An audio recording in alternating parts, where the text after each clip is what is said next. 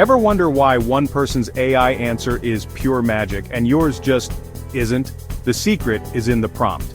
Let's talk about the communication gap. Think of AI like your smartest coworker, but it only knows what you tell it.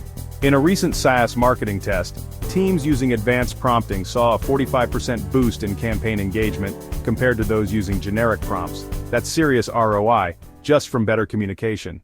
Now let's break down prompt engineering fundamentals. First up, specificity. Don't just ask, write an email. Instead say, write a friendly re-engagement email for inactive users under 100 words. Next, context. Give background, like your audience, goal, and tone. Finally, structure. Use bullet points, numbered lists, or clear instructions to guide the AI. Let's compare business versus personal use.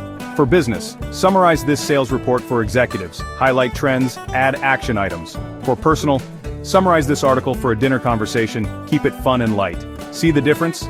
Clear, tailored prompts equal exceptional results.